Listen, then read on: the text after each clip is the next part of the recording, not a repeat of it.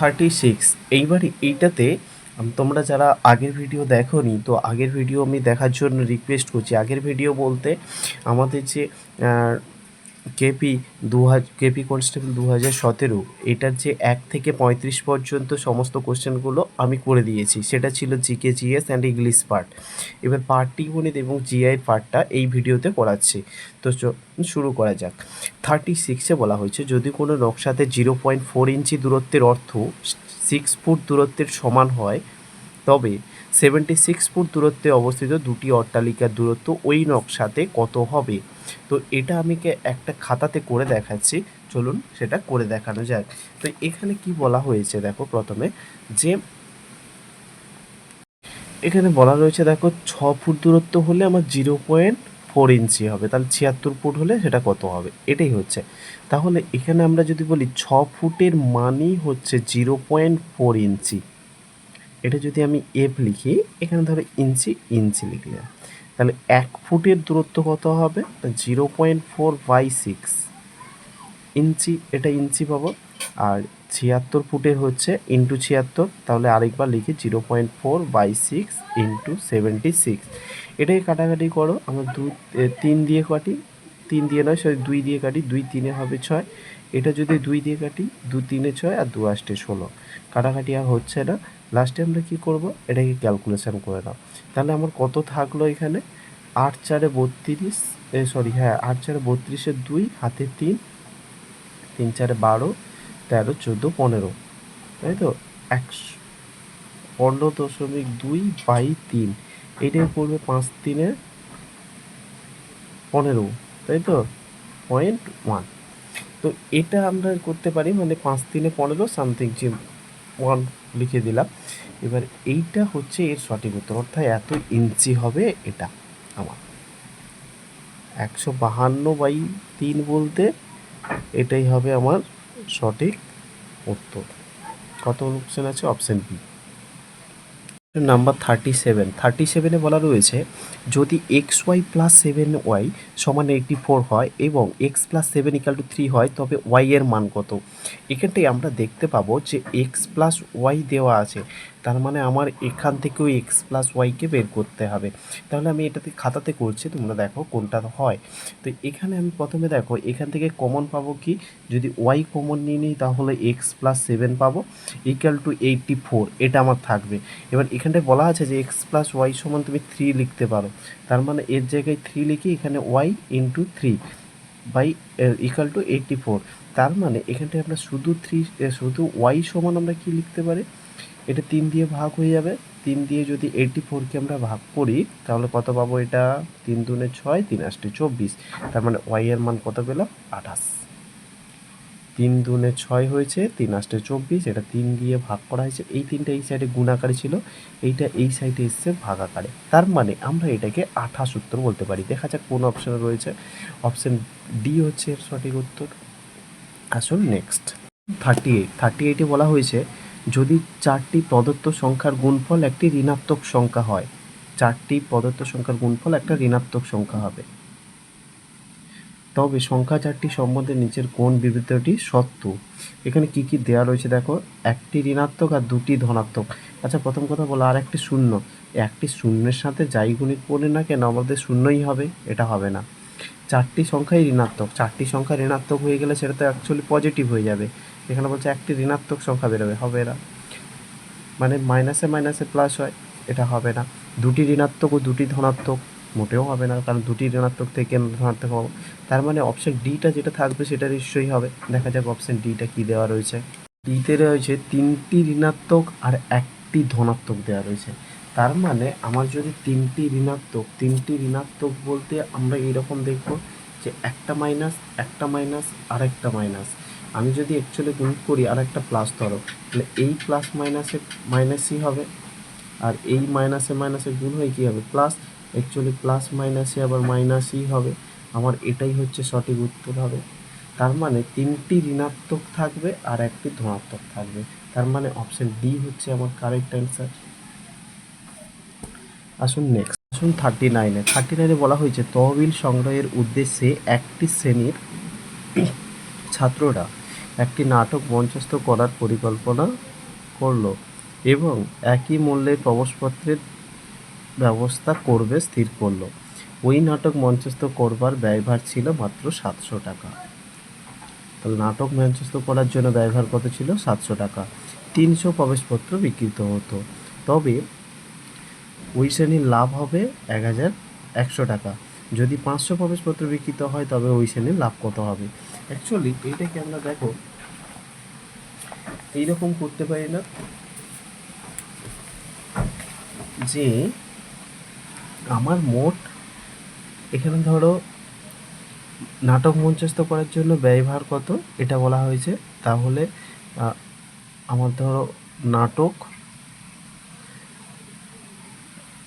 মঞ্চস্থর ব্যয়ের ভার জন্য কত হলো আমার 700, তাহলে 700 টাকা আমার চলে গেল। আর একটা হচ্ছে আমার প্রফিট হয়েছে, মানে লাভ হয়েছে।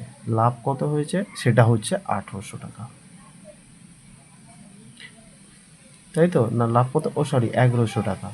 তাহলে টোটাল কত হবে আমার? 1800 টাকা টোটাল। এই 1800 টাকা কিসের ভিত্তিতে? না, 300 মোট বিক্রিত দাম বলছে 300 প্রবেশপত্র বিক্রিত হয়েছে, তাহলে এটা হচ্ছে 300 প্রবেশপত্রের বিক্রিত দাম।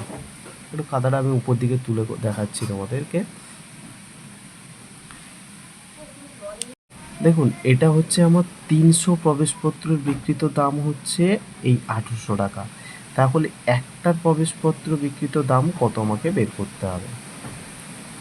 ভালো করে দেখো, এখানে বলছে 300 প্রবেশপত্র যদি বিক্রিত হয় ওই শ্রেণীর লাভ হবে তাহলে 1100 টাকা। অ্যাকচুয়ালি 300 প্রবেশপত্রের জন্য আমার খরচ লাভ হলো 1100, আর 700 আমি টাকা আমার ব্যয় ছিল। টোটাল 1800 টাকা সেখান থেকে আমার বিক্রিত দাম, এটা আমার বিক্রিত দাম। এবার একটার জন্য তাহলে কত হবে? 1800/300। আর এখানে বলছে যদি 500 প্রবেশপত্র বিক্রিত হয় তবে ওই শ্রেণী লাভ করবে, তাহলে 500-র জন্য কত? তাহলে ইন্টু 500, 0 0 কেটে দাও, 3 দিয়ে এটাকে কাটো, 3 6 18, দুটো 0। তাহলে আমার কী কী থাকলো লেখো, 600 ইন্টু 5। এই 600 ইন্টু 5 মানে 6 5 30, মানে 3000। অ্যাকচুয়ালি এটা বলছে লাভ কত হবে, এটা তো আমার উত্তর নয়। তাহলে লাভ কত হলো? না 700 টাকা তার ব্যয়ভার ছিল, তাহলে এখান থেকে 700 বাদ দিয়ে দিই, মানে খরচা ছিল যেটা। অ্যাকচুয়ালি খরচ হয়েছে, হ্যাঁ, খরচা যেটা হয়েছে সেটাকে আমাকে বাদ দিতে হবে। তাহলে আমরা সেটা কত পাবো? 2300 টাকায়। এটাই তার লাভ। বোঝা গেল? তাহলে এই 2300 টাকাটা কি অপশানে রয়েছে? দেখতে পাবো, হ্যাঁ, অপশান সিতে রয়েছে। তার মানে এটাই হচ্ছে আমার সঠিক উত্তর। 40, যদি 2t + 3t = 4t + 6t - 10 হয় তবে t এর মান কত? এটা তো তোমরা অনেকেই পারবে আশা করি। তো দেখুন, এটা আমরা একটা খাতাতে করার চেষ্টা করছি। খাতাতে করছি যে 2t + 3t এরকম খাতাতে লিখে দিয়েছি। তাহলে এখান থেকে আমরা এই দুটো টি যোগ করলে কটা হবে? 5টা টি। এখানে সমান চিহ্নের সঙ্গে সমান চিহ্ন দিয়ে দাও। 4টে টি আর 6টা টি, কত পাবো আমরা? 10টা টি, তাই না? 10টা টি। আচ্ছা, মাইনাস সাথে কি মাইনাস দিতে পারি? হ্যাঁ, 10 আছে, 10 দিয়ে দিলাম। বা এখানে দেখো 5টা টি আছে, 5টা টি আগে লিখে ফেলি, মাইনাস এখানে 10টা টি এই ধারে পালিয়ে আসবে, 10টা টি সমান চিহ্ন। এখানে যেরকম -10 ছিল, -10 একাই পড়ে থাকবে। সমান চিহ্নের সাথে সমান চিহ্ন আগে থেকে দিয়ে দিই। এখান থেকে তাহলে -5t পাবো। যেহেতু এ বড়, তাহলে এটা থেকে বাদ হচ্ছে -10। তাহলে এই মাইনাস এখন কেটে দিতে পারে। আমার থাকলো কি? তাহলে টি সমান হচ্ছে শুধু 10/5। যদি এই 5 দিয়ে এই 10টাকে কেটে দিই, 5 দুনে কত হবে? 10। তার মানে আমার টি সমান সঠিক উত্তরটা কত পাবো? 2। কত নম্বর অপশানে রয়েছে? অপশান ডিতে হচ্ছে এর সঠিক উত্তর। ঠিক আছে। Option number 41। 41-এ কী বলা হয়েছে? যদি কোনো সংখ্যার 4/5 অংশের 3/4 অংশ 1/2 অংশের সমান হয়, তবে এখানে সংখ্যাটি কত? এখানে দুটো অনুষ্কার হয়ে আছে, কিন্তু দুটো অনুষ্কার হবে না, এখানে একটা অনুষ্কার হবে। সংখ্যাটি তো আমাদের জানা নেই, সংখ্যাটি যে কোনো একটা ধরে নিতে হবে আমাদের। তো আমি এখানে কি করছি, সংখ্যাটি যে কোনো একটা ধরে নিচ্ছি। ধরে নেওয়া বলতে সাপোজ ধরো এটাকে আমি এক্স ধরলাম, সংখ্যাটি কত এক্স। তাহলে এক্সের এখানে বলছে 4/5, এই অংশের 3/4 অংশ এইটা নাকি 1/2 সমান হবে, বুঝা গেছে? এবার আমরা এটাকে কি করব, জাস্ট উল্টে দেবো। এখানে এক্স ছিল এক্সেই থাক, এখানে যেমন হাফ ছিল হাফই থাক। তাহলে এই টোটাল রাশিটা এখানে চলে আসবে ঘুরে। তো এখানে 4/5 ছিল, একে উল্টে লিখবো 5/4 গুণিত এখানে 3/4 ছিল, একে লিখে দাও 4/3। এটাই হচ্ছে আমাদের উত্তর। এই 4 নিশ্চয়ই কেটে যাবে। এখানে কিন্তু যোগ চিহ্ন থাকলে কেউ কাটাকাটি করে দেবে না। প্রথম কথা বলি, যোগ বা ভাগ থাকলে কাটাকাটি করবে না, গুণ করে তবে কাটাকাটি করতে হবে। 4 কেটে যাবে, থাকলো আমার কি, থাকলো এখানে উপরে থাকলো 5, 1 5 আর নিচে 2 3 6। এটাই হচ্ছে আমার উত্তর। কত নম্বর অপশানে রয়েছে 5/6? অপশান বিতে রয়েছে সঠিক উত্তর। বোঝা গেল? সুতরাং আমরা বিতে ঠিক মারব। এবার আসুন 42। একটি পরীক্ষায় 9 জন ছাত্রের প্রাপ্ত গড় নাম্বার দেওয়া রয়েছে 86। যদি তাদের মধ্যে 4 জন ছাত্রের প্রাপ্ত গড় নাম্বার 81 হয়, তবে বাকি 5 জন ছাত্রের প্রাপ্ত গড় নাম্বার কত? তো এখানে এইটা করতে হলে তোমাকে প্রথমে কি করতে হবে, যে দেখো 9 জন ছাত্রের 42-এর দাগে, তাই তো 9 জন ছাত্রের প্রাপ্ত গড় নাম্বার অর্থাৎ 9 গুণিতক 86 দেওয়া রয়েছে, তাই তো।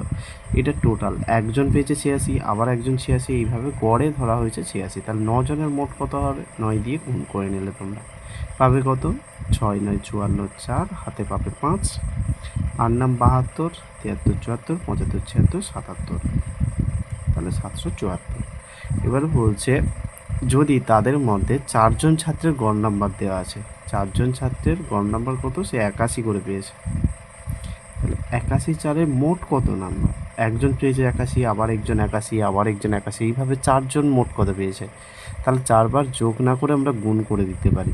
গুণ করলে কত পাবো, 1 4-এ হয় 4, আবার 8 4-এ 32। তোমাদের এই রকম গুণ অসুবিধা হলে তোমরা কি করবে, সাইটে গুণ করে নেবে এইরকম 81/4। অ্যাকচুয়ালি এইটাকে স্পিড লাগাতে হবে, 8 4-এ হয় 32 আর 4 একে 4, 324। অ্যাকচুয়ালি দেখো এই যে 9 জনের থেকে আমি 4 জনের বাদ দিচ্ছি, তাহলে থাকবে কত, 5 জনের গড়। 5 জনের গড় বলতে 5 জনের মোট টোটাল। 4 থেকে 4 বাদ গেলে 0, 7 থেকে 2 বাদ গেলে পাবো 5, আর 7 থেকে 3 বাদ গেলে 4, 450। তাহলে 5 জনের মোট নাম্বার কত, 450। আর 5 জনের যখন গড় বলবে, এইটা 5 জনের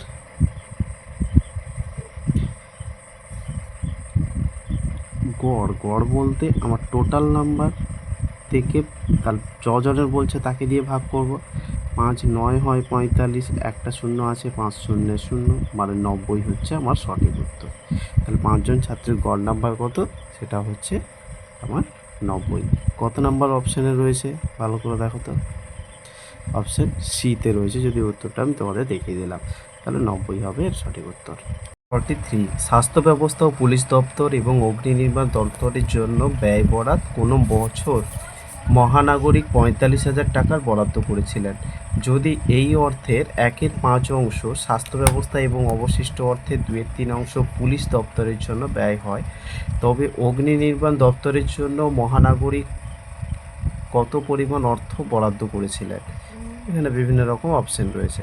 তাহলে আমরা এটাকে কেমনভাবে করবো, এইটাকে করতে হলে প্রথমে আমাদের কি দেখতে হবে, দেখো মোট টোটাল এখানে দেখো 45,000 টাকা, তাই তো। তাহলে এটাকে আমি ধরে নিচ্ছি যে 45,000 টাকা, যেমন ধরো 43 থেকে, তাই তো। মোট টোটাল টাকা কত, 45,000 টাকা। এই টাকার কত বলেছে, 1/5 অংশ,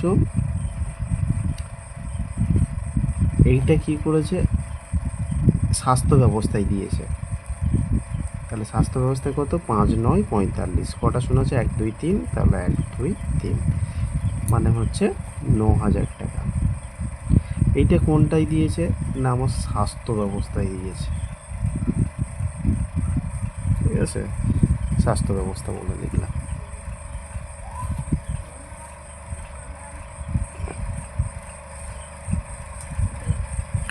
এবারের কাজ কি আমার, তাহলে 9,000 টাকা হয়ে গেল। এবার কি বলছে, অবশিষ্ট অর্থের 2/3 অবশিষ্ট মানে অবশিষ্ট অর্থ তাহলে কত, অবশিষ্ট অর্থ তোমরা ভালো করে খেয়াল করো। মোট টাকা, টোটাল টাকা কত ছিল আমার, 45,000 টাকা। এবার এই টাকা থেকে তুমি যখন 9,000 টাকা বাদ দেবে, তাহলে অবশিষ্ট অর্থটা পাবো। কত হবে, 45 থেকে 9 বাদ দাও, নিশ্চয়ই 36 হবে। 36,000 টাকা, মানে 15 থেকে 9 বাদ গেলে 6, এখানে 3 করতে 3, 36,000 টাকা। এই টাকাটা কি বলছে, অবশিষ্ট অর্থের 2/3 তিনি পুলিশ দপ্তরের জন্য বিয়োগ করেন। তাহলে এই টাকার অর্থাৎ 36,000 টাকা, এইটার 2/3 যদি আমি পুলিশ দপ্তরের জন্য, এটা পুলিশ তো, তাহলে পুলিশ দপ্তরের জন্য তিনি বিয়োগ করছেন। এটা 3 দিয়ে কেটে দাও, 3 একে 3 আর 3 দুনে 6, 3টে শূন্য আছে, 3টে শূন্য উঠিয়ে দাও, ঠিক আছে। তাহলে এইটা দিন কত দিলেন, 12 দুনে 24, তো 24 লিখে মানে 24,000 টাকা। তাহলে তিনি স্বাস্থ্য ব্যবস্থায় কত দিয়েছেন দেখতে পেলাম, আর পুলিশ ব্যবস্থায় দিয়েছেন 24,000 টাকা। এখন কথা হচ্ছে যে তিনি তাহলে অগ্নি নির্মাণ দপ্তরের জন্য কত দিলেন। আচ্ছা, মোট টাকা তো আমার কত, এই দুটো টাকা বিয়োগ করে দিতে হবে। মোট টাকা কত ছিল, মানে মোট টাকা ছিল আমার 45,000, তাই তো। এইটা থেকে এই যে 24 আর 9 যদি আমি বিয়োগ করি, 24 আর 9 যোগ করো কত হবে, 33, তাই তো। 33,000 টাকা এটা আমাকে বাদ দিয়ে দিতে হবে, কারণ এটা শাস্তে দিয়েছে আর পুলিশ ব্যবস্থায় দিয়েছে 24। তার মানে আমাকে বাদ দিয়ে দিতে হবে কোনটা, এটা 45,000 টাকা থেকে। তাহলে আমি নিশ্চয়ই 1, এখানে 2, 12,000 টাকা। এটা হচ্ছে আমার অগ্নি নির্বাণ, মানে দমকল বিভাগ যেটা আমরাকে বলি, সেই বিভাগে তিনি এটা খরচা করেছেন। কত টাকা, তাহলে 12,000 টাকা। বুঝা গেল। তাহলে কোন অপশানে হবে আমরা দেখে নেওয়া যাক। অপশান ডি হবে এর সঠিক উত্তর। এবার আসুন 44-এর দাগে। একটি থলেতে 25 পয়সা, 10 পয়সা ও 5 পয়সার মুদ্রা রয়েছে 1:2:3 অনুপাতে। যদি থলের সমগ্র মুদ্রার মূল্য 30 টাকা হয়, তবে ওই থলেতে 5 পয়সার মুদ্রার সংখ্যা কত। এখানে একটা জিনিস খেয়াল করো, এখানে দেওয়া রয়েছে কত রয়েছে, 1:3 অনুপাতে। আমি না, এটাকে আমি ধরবো যে 1 মানে 1x, তাই তো। 44-এর থেকে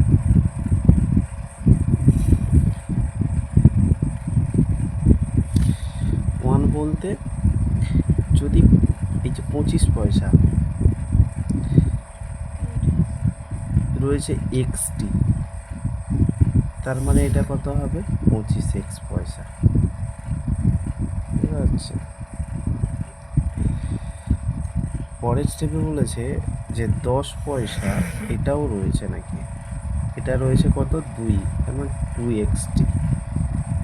এটা মুদ্রার সংখ্যা এত অনুপাতে রয়েছে তো, তাহলে 10 দুনে কত হবে, এটা 20x পয়সা।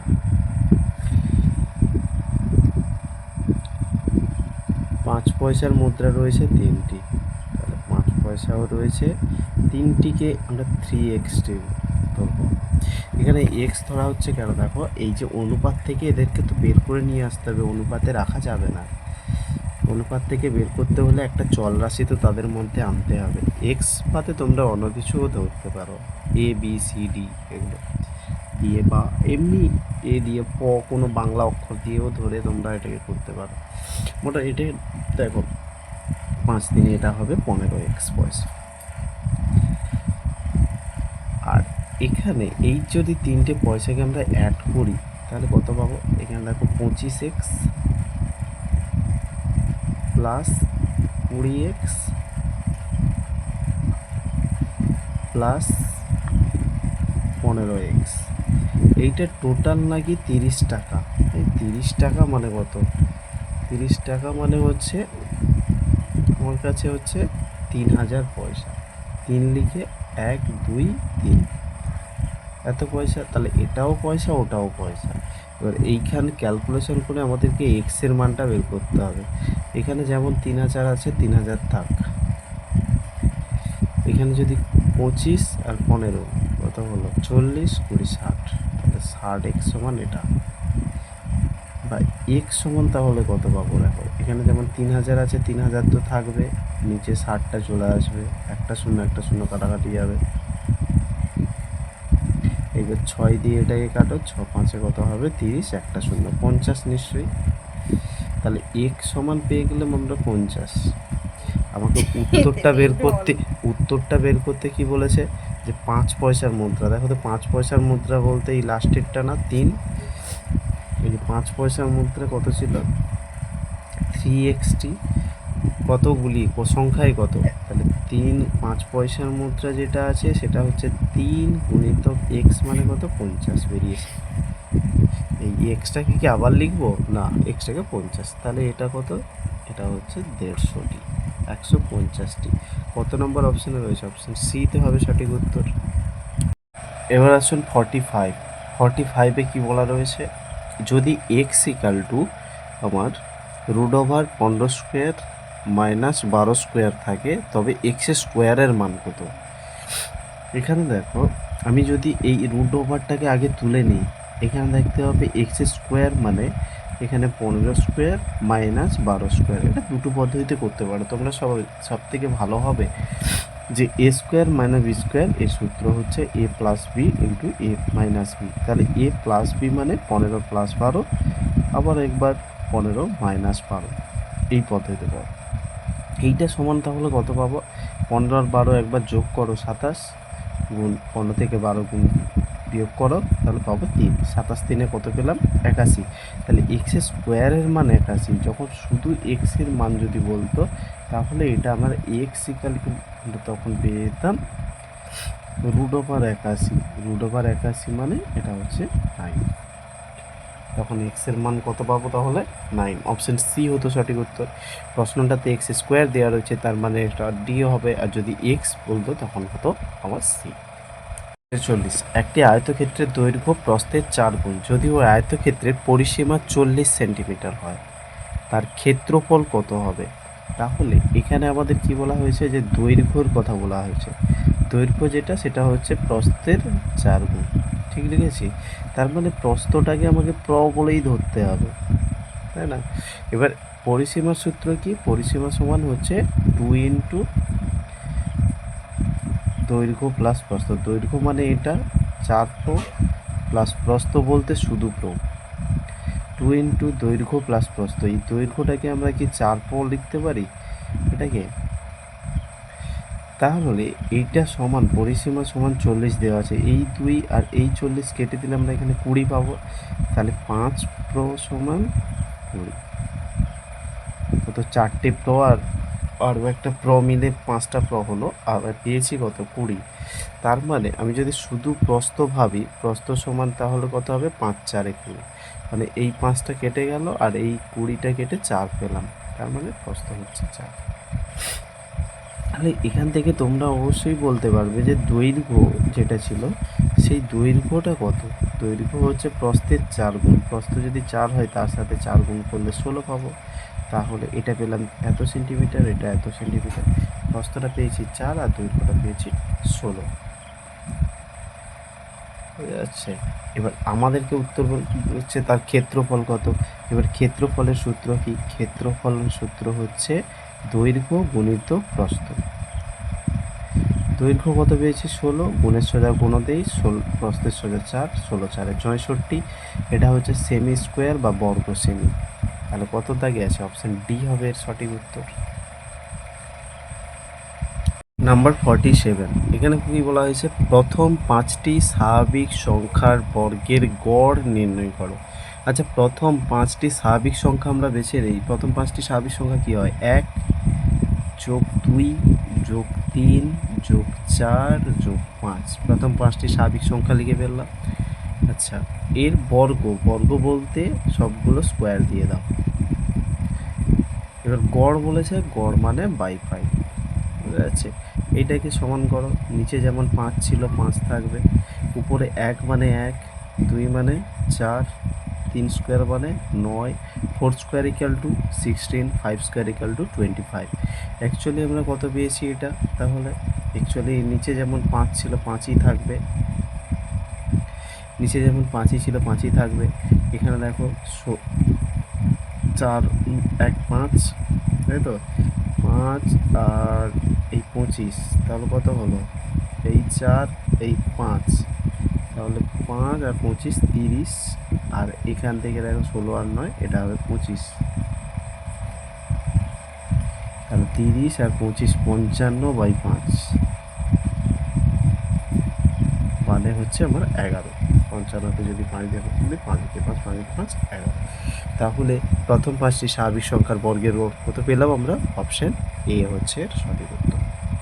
আসুন 48। 48-এর দাগে কী বলা হয়েছে? দুটি সংখ্যার যোগফল 10, প্রথম সংখ্যাটি দ্বিতীয় সংখ্যার দ্বিগুণ এবং 6-এর যোগফলের সমান, তবে বড় সংখ্যাটি থেকে ছোট সংখ্যাটি বিয়োগ করলে বিয়োগফল কত হবে? আমি তো জানি না। তবে প্রথম সংখ্যাটি যদি আমি ধরে নেই যে প্রথম বলে, এই এক্স বলেও তো কেউ ধরতে পারো।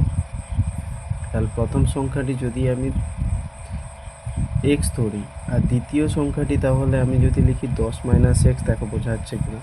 দুটি সংখ্যা যোগ করলে 10 পাওয়া যায়। তাহলে দ্বিতীয় সংখ্যাটি যদি এটা যদি 3 হয়, এটা তাহলে 10 থেকে 7 বাদ গেলে 10 থেকে 3 বাদ গেলে কত হবে? 7 হবে নিশ্চয়ই। তাহলে এটা পেলাম আমরা, এটাকে লিখতে পারি। এবারে কি বলেছে? প্রথম সংখ্যাটি দ্বিতীয় সংখ্যার দ্বিগুণ। তাহলে প্রথম সংখ্যাটি অর্থাৎ x = দ্বিতীয় সংখ্যার দ্বিগুণ। দ্বিতীয় সংখ্যা কত? 10 - x এর দ্বিগুণ এবং 6-এর যোগফলের সমান, এবং 6-এর যোগফল বোঝা যাচ্ছে। বা এইটাকে আরও ক্যালকুলেশন করে ছোট করে নিই। এইখানে দেখো এক্স যেমন আছে থাক, সমান এখানে 20 - 2x লিখতে পারি। এই 10-এর সাথে এই 2 গুণ হয়ে হয়েছে 20, এই 2-এর সাথে x গুণ হয়ে হয়েছে 2x + 6 + 6। বা এখানে দেখো একটা এক্স ছিল, আর এই যে টোটাল -2xটা এখানে এসে +2x হবে, ইকুয়াল টু এখানে 20 + 6 কত হবে? 26। তারপর এখানে যদি আমি 3x = 26 লিখি, কোনো ভুল আছে? তাহলে x সমান কত হবে আমার? 26/3 হলো না? মানে এটা গেল আমার প্রথম সংখ্যা। এবার কি বলেছে? কোনটা বড় কোনটা ছোট যায় না। তাহলে এটা যদি 3/26 হয়, মানে আমি যদি ক্যালকুলেশন করি অনেকটাই হবে, বাদ। তাহলে এটাই এক্স। তাহলে দ্বিতীয় সংখ্যাটি, এটা হচ্ছে প্রথম সংখ্যা, আর দ্বিতীয় সংখ্যাটি আমি কি করে পাবো? তাহলে দ্বিতীয় সংখ্যাটি এখানে বের করে নিই। দ্বিতীয় সংখ্যাটি, তাহলে দ্বিতীয় সংখ্যাটি নিশ্চয়ই 10 থেকে মাইনাস করতে হবে। 10 থেকে কত? 26/3। এটাকে যদি ক্যালকুলেশন করি আমরা কত পাবো? তাহলে দ্বিতীয় সংখ্যাটি পেয়ে যাব। নিচে যেমন 3 ছিল 3, 10 3 কত হবে? 30। এই 3-এর সাথে এই 10-এর গুণ হয়, তাহলে 10 3 30 - 26 আমরা করতে পারি, তার মানে 4/3। এটা হচ্ছে আমার সঠিক দ্বিতীয় সংখ্যা। এবার বলছে বড় সংখ্যাটি থেকে ছোট সংখ্যা যদি বাদ দেই, আমার এটাও 3 ভাগের মধ্যে 26, এটা 3 ভাগের মধ্যে 4 ভাগ যদি বোঝায়, তার মানে এটাই বড়। 3 3 দুটোইকে বাদ দিয়ে দাও, এখন মাথায় রাখার দরকার নেই, বুঝা গেল? তার মানে হচ্ছে 26। এবার আমার কথা হচ্ছে যে, মানে আমরা কি করতে পারি এখানে? যে বলছে বড় সংখ্যাটি থেকে ছোট সংখ্যাটি বাদ দাও। বড় সংখ্যাটি আমরা কত পাবো? বড় সংখ্যাটি পাচ্ছি দেখো, এইটাকে 26, 3 ভাগের মধ্যে 26টাকে ধরছি, তাহলে 26/3। এইখান থেকে মাইনাস করো, কত? 4/3।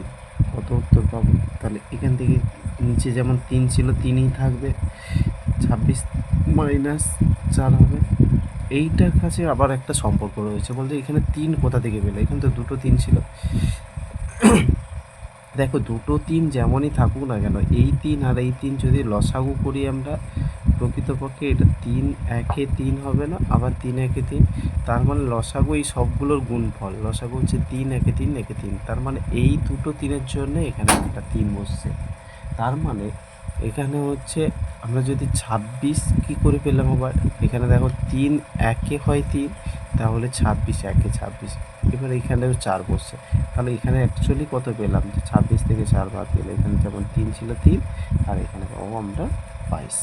এইটাকে আমরা এরকম লিখতে পারি, 3 7 হয় 21, আর 1। 3 সাথে কত হয়? 21, আর 1 বেশি থাকলো, তার মানে একটা উপরে বসবে। তাহলে 7 পূর্ণ 1/3 হচ্ছে আমার সঠিক উত্তর, মানে অপশন বি হবে এর সঠিক উত্তর। 50। এ দুটি স্টেশনের মধ্যে রেল লাইন পাতার কাজ 16 দিনে সম্পূর্ণ করে। বি ওই একই কাজ করে নেয় 12 দিনে সম্পূর্ণ করে। এবার বলছে সি এর সাহায্য নিয়ে তারা ওই কাজটি কত দিনে, মানে 4 দিনে সম্পূর্ণ করে। সি একা ওই কাজটি করে কত দিনে। দেখুন এখানে কার কার কথা বলা হয়েছে, বলা হয়েছে এর কথা। এ কি করে 16 দিনে সম্পূর্ণ করে, তাই তো। আর বি ওই কাজটি করে দেয় 12 দিনে। কিন্তু বলছে যখন এ থাকে, বিও থাকে, আবার সিও থাকে, তখন কাজটি তাদের 4 দিনের মধ্যে সম্পন্ন হয়ে যায়। অ্যাকচুয়ালি এদের মধ্যে লসাগু কাজটা কত পরিমাণ বা কী করে পাবো, এই 12, 16 আর 4 এদের যদি আমি লসাগু করি সবগুলো নামতায় দেখবে 48 আছে, তার মানে এদের লসাগু হচ্ছে 48। এ যদি 16 দিনে 48টা চেয়ার করে তাহলে পার ডে তাকে 3টি করে করতে হয় পার ডে। বি যদি 12 দিনে 48টা চেয়ার করে তাকে পার ডে তাহলে 12, 4-এ 48, মানে 4টি করে পার ডে করে। সি এর গল্প এ বি সি 4 দিনে তারা পুরো 48টা করে দেয়, তাহলে তাদের 12টি করে প্রত্যেক দিনে হয়ে যায় পার ডে। তাহলে আমরা এ বি সি টোটাল দেখতে পাচ্ছি 12, তাই তো। এখানে এ কে রাখো আর বি কে রাখো আর সি, এটা টোটাল করে এরা 12।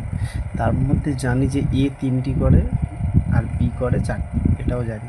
তাহলে সি কটা করে বলতে পারবো না, সবাই মিলে যদি 12টা হয় তাহলে সি নিশ্চয়ই 4 আর 3 কত হলো 7, এ নিশ্চয়ই 5টা করে পার ডে।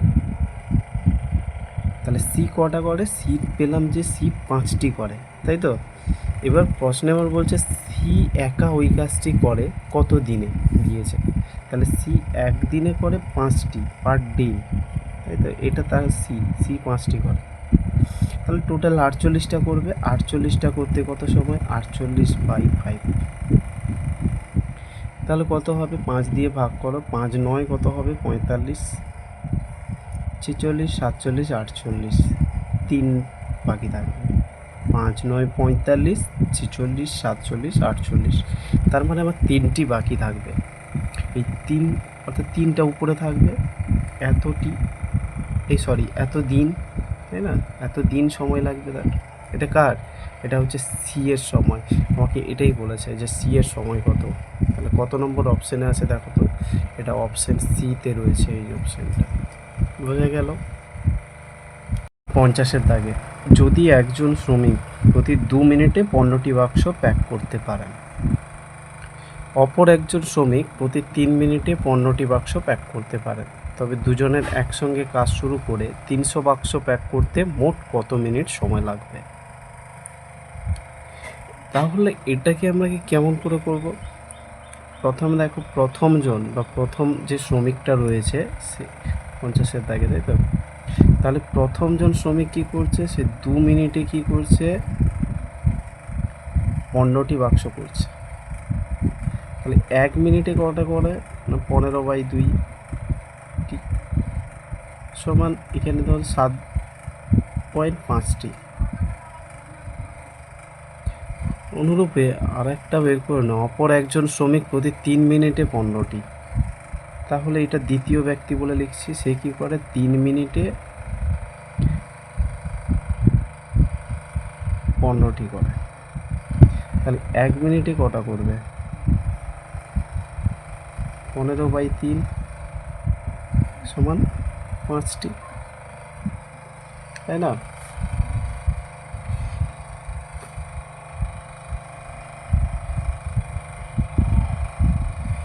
এবার কথাটা কি, কথাটা হচ্ছে তবে দুজনের একসঙ্গে কাজ করবে। আচ্ছা একসঙ্গে করলে তখন এই 7.5 আর 5 দুটো কি যোগ করে দিতে পারি, 7.12.5, দুজনে যদি একসঙ্গে করে এই টোটাল হবে না। একসঙ্গে করলে 300 বাক্স প্যাক করবে, তাহলে দুজনে যদি একসঙ্গে করে তাহলে এতটি বাক্স 1 মিনিটে তৈরি হয়, তাই না। তাহলে 12.5টি বাক্স তৈরি করতে তার কত মিনিট সময় লাগে, 1 মিনিট। তাহলে একটি বাক্স তৈরি করতে কত মিনিট সময় লাগবে? 1/12.5 মিনিট, তাই না? আর এখানটায় বলছে 300 বাক্স করতে, তাহলে 300 বাক্স করতে কতটি বাক্স তৈরি করতে হবে? তাহলে এখানটা 1/1.2.5 গুণিত 300। এবার দশমিক এখানে তুলে দিলে এখানে 10 পাবো। 25-এর নাম তাই কেটে দাও এটা, বা 5-এর নাম তাই 25 5 125, আর 25 12 300 হবে। 5 দিয়ে এটাই কাটো, 5 দুনে 10, তাহলে 12 দুনে কত পেলাম আমরা? 24। কত নম্বর অপশানে আছে? অপশান সিতে রয়েছে এটা। কত নম্বর অপশানে রয়েছে? অপশান সিতে রয়েছে 24, ঠিক আছে। 51 দাগে 15 টাকা ও 20 টাকা প্রতি কিগ্রা মূল্যের 2 রকম ডাল কোনো মুদি কি অনুপাতে মিশ্রিত করলে প্রতি কিগ্রা 16.50 টাকা মূল্যের মিশ্রণ পাবে? এটাকে অ্যালিগেশন পদ্ধতিতে করবো। অ্যালিগেশন পদ্ধতিটা কেমন? ধরো আমাকে কি বলেছে যে 15 টাকা আর 20 টাকা, একদিকে লেখো, সরি এটাকে এই দিকটা লেখো 15, এদিকে লেখো 20, লেখা হলো। মাঝখানে বলছে যে 16.50 টাকা মূল্যের মিশ্রণ পাবো, তাহলে মাঝখানে এই 16.50 টাকা দামের একটা মিশ্রণ আমার পাওয়া যাবে। সেটা বলছে কি অনুপাতে? এইখান থেকে যার ডিফারেন্টটা বার করো।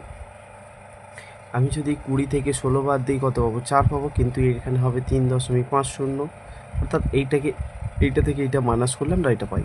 এবার এখান থেকে এটার ডিফারেন্স কত? 1.50, তাই না? আমার দশমিক উঠে গেল, থাকলো 35, থাকলো 15, শূন্যও চলে গেল। এইবারে কি 5-এর নাম থেকে কাটো, 5 7 35 আর 5 3 15, মানে আমার উত্তর হচ্ছে 7:3। কত নম্বর অপশানে রয়েছে? অপশান সিতে। 17 সালে আমরা যে কলকাতা পুলিশ কনস্টেবলের এক্সামের যে প্রশ্নগুলো করছি, এখানে টোটাল 60টি প্রশ্ন ছিল। সেই 60টি প্রশ্নের জিআই হচ্ছে 8টি। জিআইগুলো কী কী আছে সেগুলো এবার করব। এখানে কি বলা রয়েছে দেখো, জিআইতে বলা রয়েছে একটি নির্দিষ্ট জায়গা থেকে শুরু করে রিতা দক্ষিণ দিকে 35 কিমি পথ করলো। তাহলে একটা নির্দিষ্ট, আমি এটা করার সাথে সাথেও করছি, দেখো একটা নির্দিষ্ট দিক আমার মনে করো এইখান থেকে। এবার এই দিকে আমি লিখে রেখেছি উত্তর, দক্ষিণ, এদিকে পূর্ব, এদিকে পশ্চিম, বুঝা গেল? এবার এই রকম ম্যাপের আমার খাতার উপর দিকটা আগে উত্তর লিখে নেবে, ঠিক আছে? নিচের দিকটা হবে দক্ষিণ, এই দিকটা হবে পূর্ব, এই দিকটা হবে পশ্চিম। এবার কি বলেছে দেখো, নির্দিষ্ট জায়গা থেকে যাত্রা শুরু করে রিতা দক্ষিণ দিকে 35 কিমি ভ্রমণ করলো। তাহলে এই দিক থেকে নিশ্চয়ই দক্ষিণ দিকে বলতে আমার এই দিকটায় সে কত গেল? 35 কিমি। এবারে কি বলেছে, এবং আরও কোন দিকে যাচ্ছে এবার দেখা যাক। 35 কিমি ভ্রমণ করলো এবং তারপর সে বাম দিকে ঘুরে তাহলে বাম দিক ঘুরে আরও যাবে, তাই তো? তাহলে সে দক্ষিণ দিকে গিয়েছিল, এবার বাম দিক ঘুরছে, তাহলে দক্ষিণ দিকে যাওয়ার পরে সে যদি বাম দিকে যায় তাহলে তার মুখটা কোন দিকে হবে তোমরা নিজেরাই দেখো। তার বাম দিক হবে এই দিকটা। এই বাম দিকে সে কত গেল না 20 কিমি পথ গেল। সবশেষে সে পুনরায় বাম দিক ঘুরে গেল এবং 35 কিমি গেল। বলছে আবার বাম দিক ঘুরে সে 20 কিমি পথ গেল। তাহলে এই দিক থেকে তার বাম দিকটা হবে এই দিকে সে কতটা পথ গেছে? 20 কিমি পথ গেছে, বুঝে গেল? যাত্রা শুরুর জায়গা থেকে সে এখন কোন দিকে অবস্থান করছে? যাত্রা শুরুর অবস্থান থেকে সে এখন এইখানে আছে। প্রথমে 35 কিলোমিটার গিয়েছিল, তারপরে বাম দিক ঘুরে 20 কিলোমিটার, তারপরে আবার বাম দিক ঘুরে 20 কিলোমিটার। এবার বলছে যাত্রা শুরু করেছিল তার ঠিক অবস্থান থেকে সে কোন দিকে রয়েছে দেখো তো? পূর্ব দিকে, বোঝা যাচ্ছে? তাহলে মানে অপশান এতে হবে আমার সঠিক উত্তর। এটা বলতে পূর্ব দিক, বোঝা গেল? ছবি তোলার জন্য 5 জন বালিকা একটি বেঞ্চে এমনভাবে বসলো যাতে সীমা রানীর বাম দিকে থাকে। আচ্ছা, একটা বেঞ্চ আমরা কল্পনা করতে পারি, এইটা মনে করো একটা বেঞ্চ, তাই তো? এই বেঞ্চে কতজন বসবে? 5 জন বসবে। 1 2 3 4 5। এবার কি বলেছে? সীমা রানীর বাম দিকে, যে কোনো একটা জায়গায় সীমা ধরো এখানে আমি সীমা ধরেছি। এবার রানীর বাম দিক, আমি এই দিকে বসি, আমার এই দিকটা হবে ডান দিক। আর এই দিকটা আমার হচ্ছে বাম দিক। এবার বলেছে যে সীমা যে বসবে সে হচ্ছে রানীর বাম দিকে বসবে, নিশ্চয়ই রানী এইখানে বসে আছে, তো রানীর বাম দিকে এ বসবে। এবার নেক্সট বলছে বিন্দুর ডান দিকে, তাহলে বিন্দু হচ্ছে এইখানে, বিন্দুর ডান দিক হয়ে গেল আমার প্রথম প্রবলেম সলভ। মেরি যেন রানীর ডান দিকে থাকে। এবার বলছে রানীর ডান দিকে কে থাকবে? মেরি। আর কি বলা আছে? রীতা থাক, তাহলে এখানে রানীর ডান দিকে আমি এই দিকে রেখে দিই, রানীর ডান দিকে থাকবে কে? মেরি, তাহলে মেরিকে এইখানে রাখি। এবার কি বলেছে? রীতা থাকবে রানী ও মেরির মধ্যখানে, রানী ও মেরির মধ্যখানে আরেকজন থাকবে, সে হচ্ছে রীতা। বোঝা গেল? এবার বলছে রীতার অববাহিত ডান দিকে কে বসবে? এখানে ধরো রীতা বসে আছে, এর অববাহিত ডান দিকে কে বসে আছে? মেরি, তাহলে আমার অপশন হবে সি উত্তর সঠিক। 54, নিম্নলিখিত জায়গাগুলির মধ্যে থেকে এমন জায়গার নাম পছন্দ করো যেটি অন্যান্য জায়গাগুলি থেকে আলাদা। এখানে দেখো কলকাতা রয়েছে, হলদিয়া রয়েছে, পারাদ্বীপ রয়েছে, রাঁচি। কলকাতা, হলদিয়া, পারাদ্বীপ, রাঁচি এইগুলোর মধ্যে আমরা কোনটাকে আলাদা করতে পারি? যেখানে বন্দর নিয়ে একটা ঘটনা বলছে, রাঁচিটাকে আমরা আলাদা করতে পারি, রাঁচিতে কোনো বন্দর নেই। 55 বলছে প্রশ্নবোধক চিহ্নিত স্থানে উপযুক্ত শব্দটি পছন্দ করুন। তো এখানে কম্পিউটারকে এটাই লেখা হয়েছে, তো ল্যাঙ্গুয়েজকে কি লেখা হবে? অপশন সি হবে এর সঠিক উত্তর। বোঝা গেল? এটা আর ভেঙে দেখাচ্ছি না, তোমরা অনেকেই বুঝতে পারবে, এটাতে একটু ট্রাই করো, বুঝতে পারবে। 56 বলছে নিচের কোন চিত্রটি মাতা, সেবিকা ও শিক্ষককে নির্দেশ করে? মাতাকে নির্দেশ করবে, ধরো এইটাকে মাতা, সেবিকা, শিক্ষক যদি নির্দেশ করি, আমার অপশন ডি হবে এর সঠিক উত্তর। বুঝে গেল? একটাকে মাতা, একটাকে সেবিকা, একটাকে শিক্ষক ধরে নাও, হবে, কিন্তু এটাতে হবে না, এটাতে হবে না, এটাতেও হবে না। সিবিনে কি বলা রয়েছে দেখো, রাকেশের শ্রেণীতে তার অবস্থান উপর দিক থেকে নবম স্থানে রয়েছে। একটা রাকেশের গল্প বলছে, রাকেশের আমরা যদি দেখে নেই যে এখানে 57, রাকেশের শ্রেণীতে তার অবস্থান উপর দিক থেকে নবম স্থানে, আমরা উপর দিক থেকে মোটামুটি এখানে আছে নবম স্থানে, তাই তো? তাহলে এই যে উপর দিক থেকে এখানে নবম স্থানে, এবার নেক্সট কি বলছে দেখা যাক। এবং নিচের দিক থেকে 38তম স্থানে, এই যে নিচের দিক থেকে, এই নিচের দিক থেকে তার স্থান হচ্ছে 38। তাহলে বলছে ওপর দিক থেকে নবম স্থানে এবং নিচের দিক থেকে আমার 38তম স্থানে। বলছে রাকেশের শ্রেণীতে ছাত্র সংখ্যা কত ছিল? দেখো তো এইটাকে যদি আমি ধরি যে নিচের দিক থেকে 38, উপর দিকে 9, এই দুটোকে অ্যাড করে দাও, কত পাবে তুমি? না 8 9 17 7, হাতে 1 এবং 3 3 আর 1 4, 47। 41 কি 47তম স্থানে? না, আমরা একটা জায়গাকে দুবার ধরেছি, সেই জন্য একটা বাদ দিয়ে দাও, থাকবে 46। অপশন সি হবে এর সঠিক উত্তর। বোঝা গেল? কি বলা রয়েছে, নিচে লেখা কোন বিবৃতিটি কমিউনিটি পুলিশিং সম্পর্কে সেরা ব্যাখ্যা দেয়? সামাজিক অংশগ্রহণ পদ্ধতির উন্নয়ন এবং সমস্যা সমাধানে সামাজিক নিযুক্তকরণ এবং সামাজিক আত্মনির্ভরশীলতার উন্নয়ন এবং অর্থনৈতিক বিকাশ, মানবাধিকার সচেতনতা বৃদ্ধির কাজে সামাজিক নিযুক্তকরণ, আর পুলিশি কর্তব্যার্থী জনসাধারণের মধ্যে হস্তান্তরকরণ। সামাজিক অংশগ্রহণ পদ্ধতির উন্নয়ন এবং সমস্যা সমাধানে সামাজিক নিযুক্তিকরণ, এটাই হচ্ছে আমাদের সঠিক উত্তর। 59 বলা রয়েছে আজ যদি আমার মন্ডে হয় অর্থাৎ সোমবার হয়, 61 দিন পর আমার কী বার হবে? 61 দিন পর 7 দিয়ে ভাগ করো, 7 7 উঠবে 27 56, 7 রমসে 30, তাহলে 27 কত করবে? 56, আমার থাকলো কত? এখানে 5, তার মানে 5টি হচ্ছে অড ডে থাকবে। এই অড ডে বলতে ঠিক সোমবারের পরে প্লাস 5 দিন, অর্থাৎ সোমবার গেল, মঙ্গল, বুধ, বৃহস্পতি, শুক্র, এটা হবে শনিবার। তাহলে 61 দিন পর কী বার হবে? শনিবার। অপশন বি হবে এর সঠিক উত্তর। 16 কি বলা রয়েছে, নিচে শব্দগুলিকে ডিকশনারির ব্যবস্থাপনা অনুযায়ী সাজাবে। এখানে দেখো সবগুলো ডাব্লু রয়েছে, ঠিক আছে, ডাব্লু ও, ডাব্লু আর, ডাব্লু এইচ, ডাব্লু ও, কোনটা আগে আসবে? দেখো এবিসিডি ই এফ জি, এইচটা আগে আসবে, তার মানে 3 নাম্বারটা আমার আগে আসবে। সবগুলোতে 3 নাম্বার নেই, অপশান এ আর সি এর মধ্যে রয়েছে। এবার বলছে 4 না 2 আসবে, এইচ হয়ে গেল। আমার কাছে কথা হচ্ছে এবার আর আসবে না ও আসবে? H G H I J K L M N O, option 4 আসবে 3-এর পরে, তার মানে অপশান সির দাগেরটা আমার সঠিক হবে, তারপরে 1, তারপরে 2, তার মানে অপশান সিটা হবে আমার সঠিক উত্তর। তো আজকের এই পর্যন্ত, দেখা হচ্ছে বা কথাগুলি বলছি পরের ভিডিওতে। ততক্ষণ সবাই সুস্থ থাকো।